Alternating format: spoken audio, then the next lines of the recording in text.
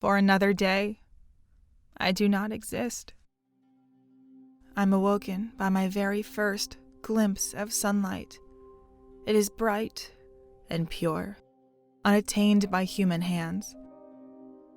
It snaps its fingers, tearing me from a dream which is immediately forgotten. My body jolts, muscles tense and my teeth clench. My heart beats bruises into my chest, and my skin rattles against my bones. It's hard to keep away the tears when I realize on my first meeting with the sunlight how deeply I wish it could leave me alone. I'm exhausted when I sit up and I don't understand the force that pulls me to continue. Something in the back of my mind needs to prove that I can keep getting up. I don't quite know what it is. My head sways from side to side. Like last night, my body is heavy. When I stand, the weight swings forward and pulls me down. There is no strength in my body, and so I fall. I crumble like a nothing person and strike the soft carpeted floor. The world dips from side to side, and the weight of my body pulls further down. I try to move, and my muscles spasm and twitch. Each shift of my head spasms my body again. The world rockets in short bursts, forward and back in my head. The world threatens to leave me behind. Every time I move, the world threatens to leave me behind. Every time I move, the world threatens to leave me alone. I don't want to be left alone. I don't know how much time I spend on the floor, not existing, before the fear sets in, the fear that this time will be the last time, that my balance will never return, that the world won't ever turn itself right. Is today when my body finally betrays me? I don't want this. I'm not ready for it. Why is this fear so familiar? Try not to move too much, Aria. It's Fidget, the machine, the AI from last night. The soft hum of her singing voice sits in my memory like a pleasant anchor.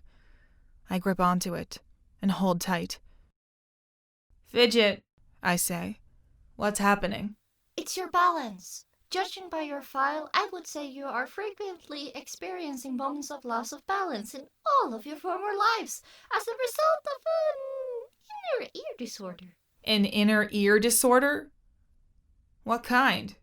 Well, the kind where you more or less did not have one. Or at least an important piece of one. As the world clears around me, as the room stops spinning, I hold the carpeted floor tightly and pull myself up to a sitting position. I rest my back against the bed and let out a breath that reeks of foul water and chemicals. It takes a moment for the mechanics of my mind to click into place and my sudden birth into the world returns. Of course, the chemicals from the tube I was kept in, they hang in my mouth like an unwelcome fog. I say slowly, pausing, taking in a breath. Why am I so tired?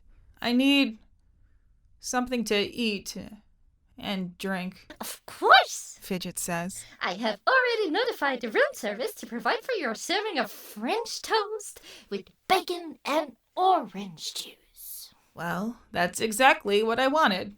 I know! Fidget exclaims, and I get the feeling that she'd be smiling brightly as she does so. I am inside your mind brain. I know everything you know, everything you like, everything you find icky and yucky, and I know what you really super duper want for breakfast. I take hold of the bed and hoist myself in a standing position. Well, that's not quite worth the invasion of privacy of a sentient being living in my thoughts, but it's a good start. I am not sentient. I am Fidget. There is a big difference. Also, when you need it, your walking stick is leaning against the bedside table. I reach out for the walking stick and take it into my hands. I look at it with a half-narrowed eye. I roll it back and forth across my palms and feel the cool metal against my skin. I have no memories, nothing beyond those briefest fragments of flashes that burst out at me when I awoke. But there was a voice in the back of my mind that said these weren't for the young. Another voice insisted I put it down and hide it away, that it was a call for attention. I wouldn't do that. Fidget says. When you're like this, when your balance goes all wonky-punky, you quite literally cannot stand up. And on the other point, you will struggle to walk. Trust me, you should keep your walking stick with you. I have more questions for Fidget. Hundreds more, thousands more. Thoughts roll across each other, shuddering to a halt as other, seemingly more important questions race past them, overtaking the ever-increasing line of questions and frustrations, only to trip and fall, only to lose priority to yet another question I have about this world. And for a moment, I'm terrified that my mind might collapse beneath the weight of these frantic questions. I want to cry. Aria? Fidget says, calmly, quietly, like a cautious probe. Fidget, I ask, grasping desperately for the constant the AI represents to me. Ask me a question, the first one that comes to mind, and ignore everything else. I don't stop to think or consider. I just ask, where did I live? For the 3 months before I died. Where did I live?